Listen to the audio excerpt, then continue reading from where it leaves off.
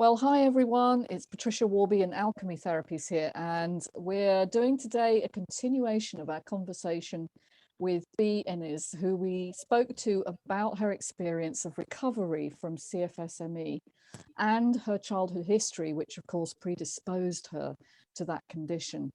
And I know that we kind of run out of steam. We ran out of time, actually. We didn't run out of steam. We ran out of time to cover it all. And so I made the suggestion that we did this continuation. But just to fit you in with the detail here is that actually Bee had a childhood where she grew up with an alcoholic mother. And it was very unpredictable, wasn't it? And very difficult. And then you got the sort of eventually at 24 you had that sort of crash where you were thinking that you had some sort of viral infection that you weren't recovering from, and a whole host of well-meaning but terrible advice from doctors and so on.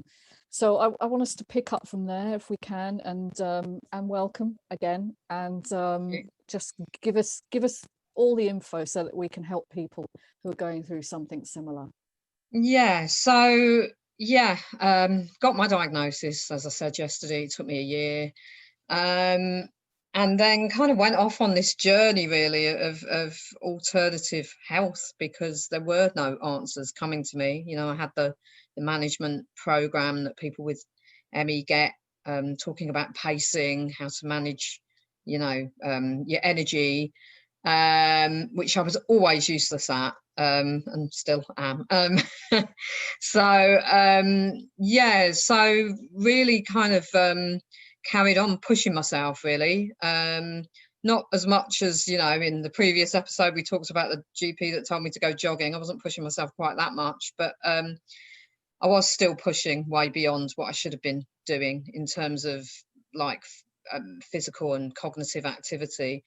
And I got worse and worse, which, as we know, when you push with ME, that's not the right thing to do. And, you know, so it got to the point where at the time I was sharing, I moved back to Manchester, as I said yesterday, and in the hope that, you know, the friends that I hung around with when I was 24 would be there to support me. And I quickly kind of came to realise that that wasn't going to be the case. To start with, my flatmate was wonderful, and she, you know, she'd help me with meal prep and stuff like that. But she was 24, she had her own life to live, and she kind of moved out, went travelling, and we lost touch really. So because I couldn't keep up, you know, with social life and things like that. And that was kind of the same with a lot of my friends really. I remember one friend saying to me, you know, I can't be around you because it's just too depressing, because all you ever talk about is being ill. And I'm like, well, that's because that's all that's going on in my life, because the illness takes over your life. It really does. I mean, when you lose your physical and cognitive function, you know, it's not like you've got much else to talk about.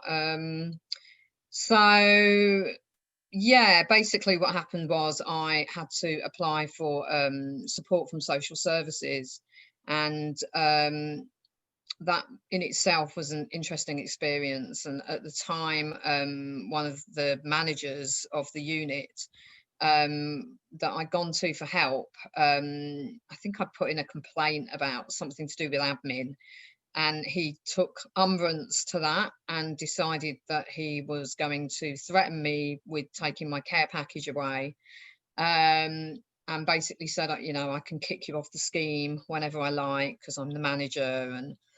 And I ended up in this kind of battle with him really, where I basically went to see an MP, and presented the fact that he was, you know, bullying claimants, and he was doing this to another lady as well, who somehow we managed to join forces, and also the thing that really made the MP sit up was when he was talking about, we got the accountant on board as well, and the accountant was talking about how he was fiddling his expenses.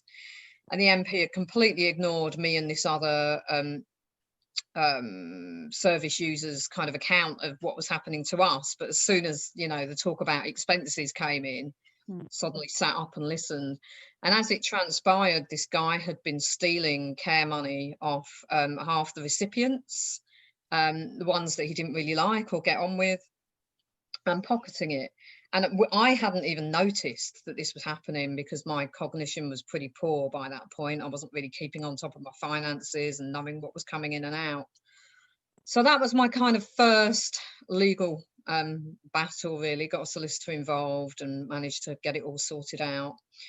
And then it was kind of like the journey with social services kind of continued with reassessments, which was like every reassessment was a nightmare. Trying to explain how your condition affects you, with all of this kind of stigma about the condition, you know, this that we talked about yesterday, this kind of media image of this just being people that just need to try harder, or, you know, they've just made it up. So yeah, reassessments were difficult. Then I had kind of stuff with the DWP as well that went on, and reassessments that went on with that. I should just say Department of Work and Pensions, just for people who don't know, they might be listening from other countries or whatever.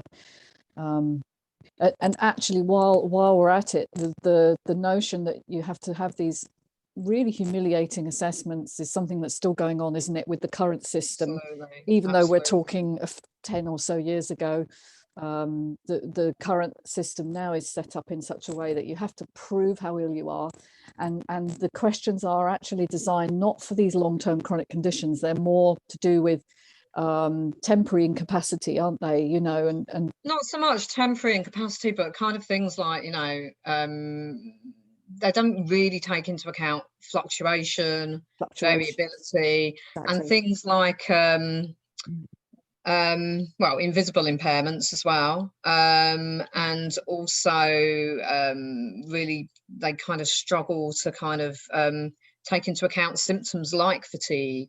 And we know that fatigue in ME, it's not being tired, it's being absolutely like when you've got flu and you're totally exhausted and, you know, you're struggling to make it out of bed to get to the toilet kind of exhaustion. And, you know, we're hearing about that more and more with long COVID as well. Yeah. But, you know, when somebody walks into a benefits assessment, it's like, you know, they perceive that as tiredness, and it's not the same thing at all. Yeah. And right. I mean, for me, my experience was that I was actually awarded my benefit back then because they thought I was mentally ill, and that I basically imagined all of these crazy symptoms and imagined my incapacity.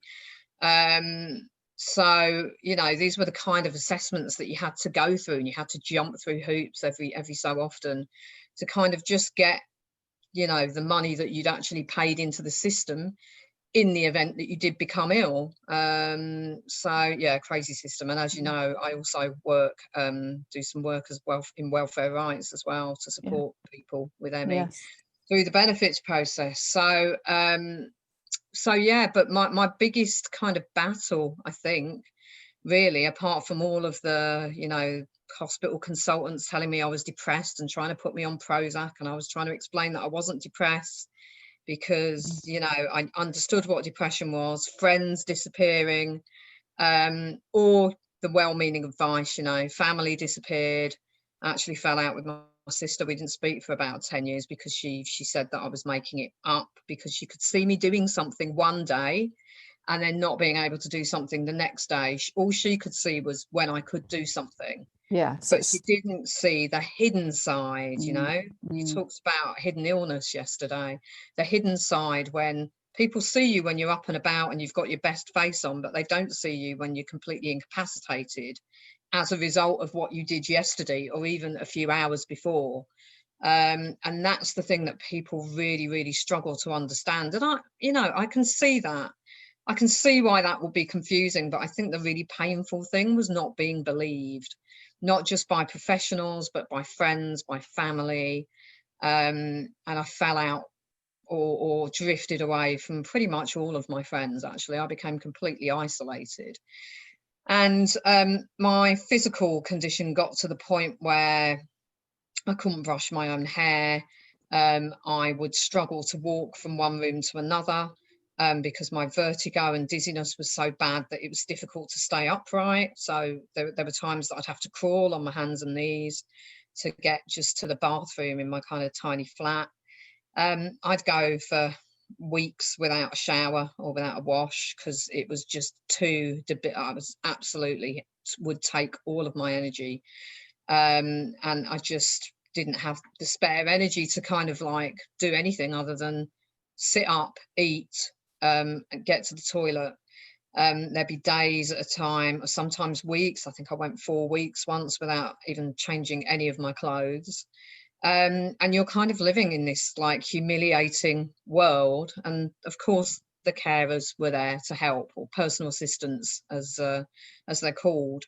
And the issues that I had in that respect of people coming into my home and also disbelieving me, the well-meaning advice that I was given. I was called lazy.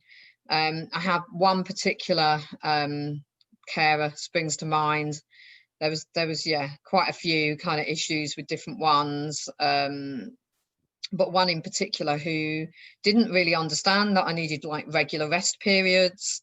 Also, I have multiple chemical sensitivity, so anything like aftershave or perfumes or any kind of chemicals I would really react to quite severely. So I'd get dizzy, I'd get headaches, the room would start spinning, I'd feel nauseous. And you know, we know that multiple chemical sensitivity it's a physiological thing, you know, it is a thing. But of course, if you don't understand that, or you're very old school, or I don't really understand where this guy was coming from, but I would tell him, and then he would come in the next day covered in aftershave, like, so he was almost kind of taunting me, you know, testing, testing and pushing. And I was on a special diet. There were lots of things that I would react to, and he would put them in the food. And I wasn't well enough to go and find another carer. So you would tolerate that.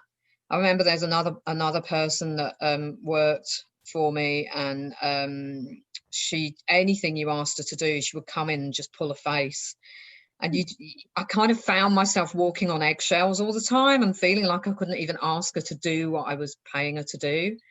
Another one came in once and said to me, do you know what, you shouldn't, you're so lazy, you should be able to just pick up your plate and take it into the kitchen, you know, at your age, something like that. And what she didn't understand, that was my muscle weakness was so bad that I was struggling to just lift the plate onto my lap and feed myself, never mind carry the plate into the kitchen. But because I looked fit and well, it's an invisible illness, you know. So everything was disbelieved, and with this whole backdrop of the media coverage of this condition. So yeah, I mean, they're just some examples that I can remember off the top of my head. I'd have carers that would come in and they'd break stuff and then they wouldn't replace it, or they'd refuse to replace it.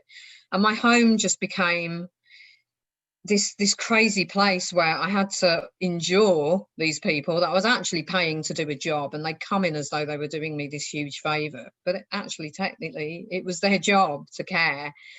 I had another lady who, she watched me crawl on my hands and knees from the kitchen to the bathroom and didn't even offer to help me get there. And it is kind of the humiliation and the feeling that, you know, you really don't want these people in your home, but you have no choice because otherwise you're going to starve. And that was basically what my situation was. I had another one that was stealing money off me. She stole my electricity bill money. And I found out by accident when I got the red bill from the company, and they said, well, the bill's not been paid. And, you know, I asked her for the receipt. She'd lost the receipt. And, you know, I always felt under threat from these people, and that threat, again, you know, it had carried on into kind of this care package, really, and just trying to survive and trying to make sure I at least got to eat. And you know, there was so many things that I couldn't eat. It wasn't like I could go and microwave a meal, which as a nutritionist, we know that's not a great thing to do anyway, if you're trying to, you know, recover. So yeah, I just find it incredible that happened and is still happening, I must say, because I have another client currently who's going through a similar story. And I wonder how much of that is because of your youth, your relative youth at the time, and obviously the misunderstanding or ignorance around the condition, that the carers who generally are, you know, employed, it's largely thought of as for elderly people, isn't it? And looking after people who've reached sort of the end of their lives or towards the end of their lives and are incapacitated for reasons of age. or you have a visible impairment, so you a visible physical disability, or so it's almost as if you didn't fit the mold, and therefore what you got wasn't actually appropriate for you, and you had all these judgments going on. So you had not only the isolation of no friends and family around you who you'd hope would step up but don't always or can't, but you had this almost cruelty. I mean, it's almost towards the cruel end of things, isn't it? Thinking about people watching you struggle as if you're doing it to yourself. That's the perception. Absolutely. And even now, you know, I mean, some friends, you know, I have kind of reconnected with, and even now I don't think they have any clue of what I went through. And you don't suddenly become well and go, oh, here's what I went through, and just dump it on somebody. So, you know, I think there's still people out there that think that I just took myself to bed for 10 years because I was depressed, and I wasn't depressed, bizarrely. Very occasionally I would get depressed, but I had a really strong Buddhist practice throughout my journey that just kept my life state from sinking into utter despair. And, you know, I have to say, I was virtually bedridden for about 7 or 8 years, and in that time I think I only had a suicidal thought maybe 2 or 3 times in that time. And usually when carers would say, I'm going on holiday and I'm not giving you any notice, and I'd be like, how am I going to eat? You know, I literally won't be able to survive. Anyway, my care package fell through at one point, and this amazing angel from the local ME support group took me in. I didn't know her, she's a complete stranger, took me in, put me up, lived in her attic. They had to carry me up the stairs because I couldn't walk up there. And they just bought me food, and I just lay in bed and tried to kind of recover. During this time, I had lots of bereavements as well. So family died, my mum died, my nephew died, my nan died, and I wasn't able to attend any of the funerals, you know.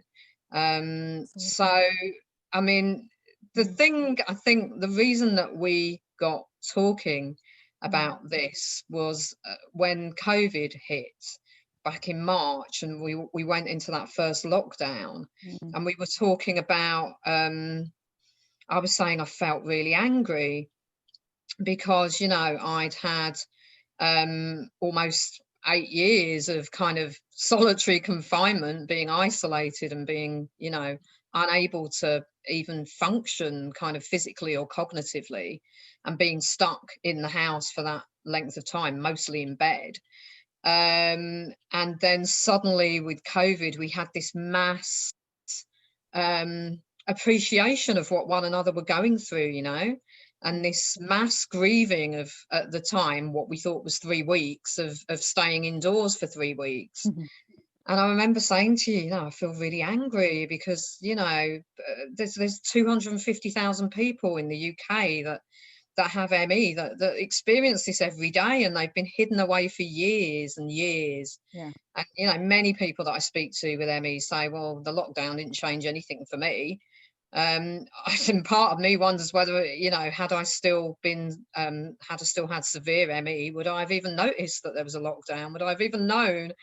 You know, I'm sure I would have known because the carers wouldn't have turned up for a bit, but, you know, so. Good point. It's a really good point that lots of people were made aware for the first time, I think, certainly I was, of the degree to which isolation changes your experience of life, right? The disconnect from other people, because we're social creatures. Our nervous systems are designed to co-regulate. In other words, we need other people to help balance ourselves and make us feel good. And without that, we sink into a sort of, well, a freeze state, effectively, almost like hibernation, which is how you were living for 8 years, isn't it? So yeah, and the other thing we became aware of was all the carers, because they were the only people allowed to go out and about. And suddenly in my street, I saw all the people being cared for, because I saw the carers turning up, because I wasn't working, so I was kind of aware of it. So I think it's been a real wake-up call for a lot of us to value kind of each other, to value connectivity, and yeah, being kind to each other, which unfortunately wasn't your experience then. I hope it's more so now. Well, you know, I think I've found my tribe of people now, of which you are one, obviously. But you know, this still goes on for so many people with ME, that you know, even despite this, and my hope is that long COVID will shine some kind of light on the experiences that people have, you know, of post-viral fatigue, because my symptoms weren't about being tired. It was debilitating, excruciating exhaustion, where you feel like you could barely lift your limbs up to, you know, I could barely lift my hand up to brush my own hair, and went weeks at a time being unable to do that. And the strangest neurological symptoms, feeling like you were getting stabbing pains in your head, electric shock type sensations every time you tried to concentrate. So I lost the ability to read.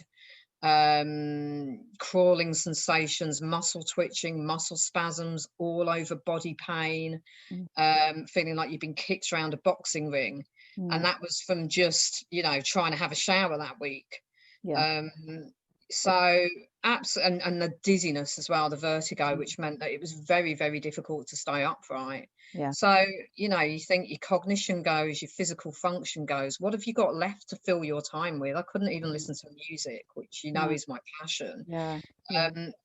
Like certain sounds, anything loud, I became very noise sensitive, which we call hyperacuity. So any noise would sound like, you know, nails on a blackboard. Lots and lots of neurological symptoms, and gastrointestinal symptoms, and and it's just body wide, isn't it? It's body wide because of the it's an energy deficit. So obviously we've covered this in I have covered this in other videos, but just to reiterate for people who are listening and are like, well, how can it affect the whole body? Well, it affects the body at a cellular metabolic level, and it stops energy recycling. Okay, that's very difficult to test for. It has been up to now difficult to test for. It doesn't show up in blood results, for instance, because it's in the cells, not in the bloodstream. And therefore low ATP means anything that requires ATP, which is energy, you know, brain function, muscular function, very importantly, they're the two highest users of energy that the brain would decide to reduce, because it must keep your heart pumping and it must keep your liver functioning, otherwise you die. But it can sacrifice a certain amount of brain input, and also muscles. You can survive if you're in hibernation by not moving. So you can see where it's coming from and how it operates. So listen, it's an incredible story, which is why I wanted to share it with people. How on earth did you get out of it? Well, I believe my Buddhist practice helped a lot, because I never lost hope. So I do this practice. It's Nam Myoho Renge Kyo. So that's a phrase that I chant over and over again. It's like from the Lotus Sutra, and it basically, I couldn't read, so when I was able to, I would listen to the Buddhist magazine on audio, and in those little periods that I could, I'd listen to the experiences of other people that had recovered from things that were, you know, we think are impossible. So things like multiple sclerosis, or, you know, terminal cancers. And so I was like, well, if they can do it, and we're all supposed to be equal, and we've all got equally unlimited potential, then why can't I? And it was actually one of my carers was an alcoholic, and she fell off the wagon while she was caring for me, and she'd come in drunk and hallucinating. And I just knew I'd seen so much proof of my Buddhist practice in terms of dealing with all of these issues with professionals and getting rehoused as well. Because for years I lived in a neighborhood where I got 3 hours sleep a night because of the neighbors. The neighbors would slag me off in the street. The kids would come and try and climb into my bedroom window for a laugh.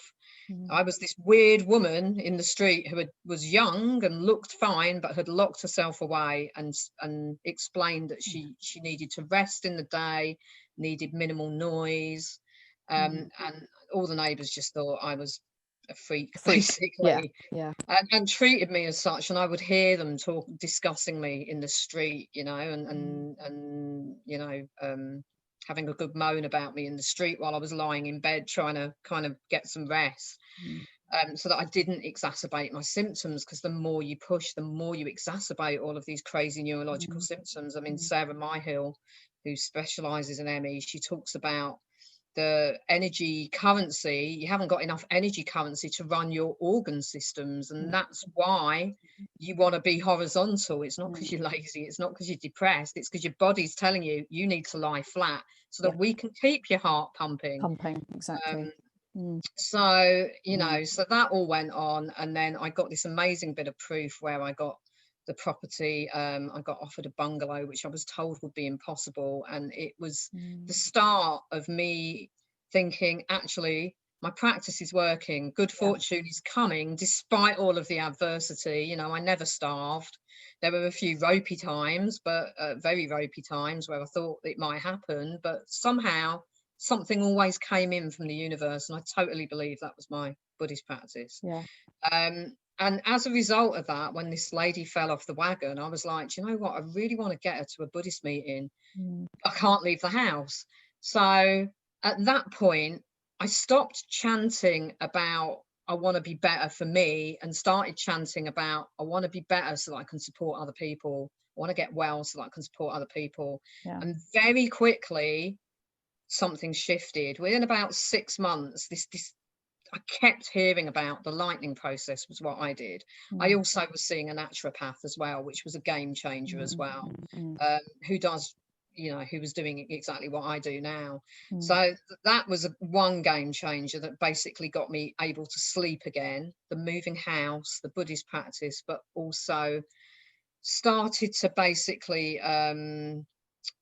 people kept coming into my environment and telling me about the lightning process, and bearing in mind I didn't see that many people, that was quite bizarre that was happening. And I eventually sat up and thought, the universe is trying to tell me something, because there's a lot of controversy about the lightning process and it doesn't work for everybody. My personal opinion is that I'd done all the other stuff with the nutrition and the diet and the detoxification, and that was what kind of helped in the background. And then the lightning process is basically about neural pathways in the brain being set up to hyperreact to stuff, and it's switching off that adrenal hypothalamus pituitary axis overreaction where you're constantly in fight and flight. That's how it works. And it worked for a while, and it was miraculous. And within 3 days, I was walking around a shopping centre for the first time in 8 years, during which time they brought in chip and pin, and I went to pay for something. Do you remember the old? Yes, I do. Yeah, the swiping Visa card things. Yeah, shows and our I age. didn't know how to use chip and pin. I was like, what? It was like coming out of prison or something, quite literally. And very, you know, I used it and I used it and I used it, and eventually I got myself to the point where I got some of my life back and I was able to get back to work.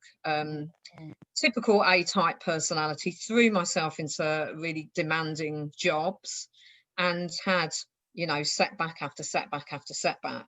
And as you know, now I'm kind of dealing with a whole mold issue, which I've just found out is affecting my health.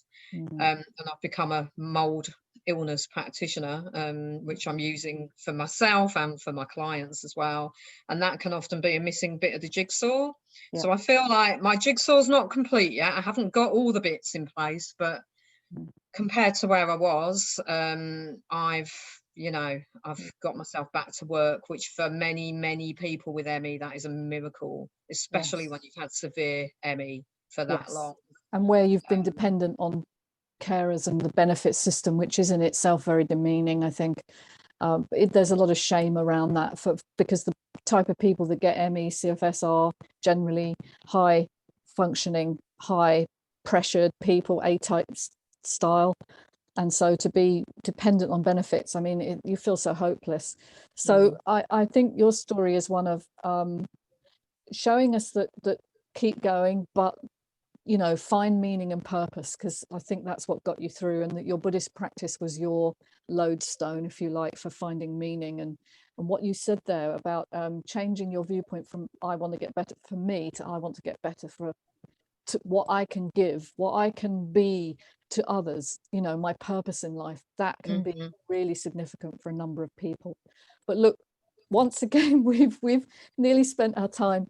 But it's just such an inspiring story, and it's so wonderful to have you on my team and to know that you're there and know that you're using your experience not just to kind of say, oh, woe is me, but to actually use it for the benefit of others.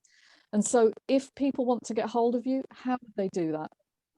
Okay, so the best way is probably via my website, which is healthybee.co.uk. I'm also on Facebook. I have a newsletter which you can sign up for via my website, which is like hints and tips on health and well-being, that comes out once a month. And I think Healthy Bee Naturopathy is my Instagram handle as well. So I'm on Facebook, Instagram, and via my website is probably the easiest way. Brilliant. And as I said yesterday, I offer 30-minute free health and well-being reviews, so you can come and chat and see whether or not we'd be a good fit. I don't take everybody on that comes to me, so people have to be ready to make dietary changes, and yeah, the lifestyle changes are harder.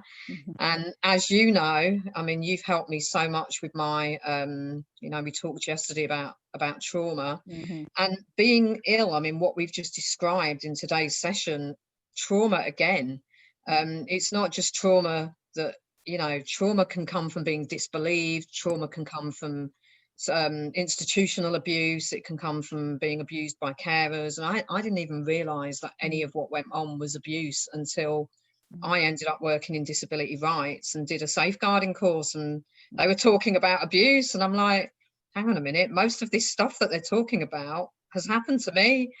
Trauma can come in many different forms, and being ill in itself is a traumatic experience. Brilliant. Yeah, well done for saying that, because I want people to understand that it's not just what happens in childhood, it's what's perpetuated through the adult experience, and being ill is in itself a major trauma for those people for whom their value, self-worth is tied up with what they do. All right, and that's essentially what happens, and that's what's stripped away from you when you get ill. So you are a beacon of hope. And thank you so much for your honesty and your willingness to participate. And I hope, people listening are as moved as I was when I first heard that story. So look, onward and upward. We will no doubt talk again at some point. But for the moment, I'd like to thank you so much for taking part. People, if you want to subscribe, please do. And if you want to get hold of me, I'm on alchemytherapies.co.uk. And that's all for now. Thank you very much. Bye for now. Thank you. Bye. Bye.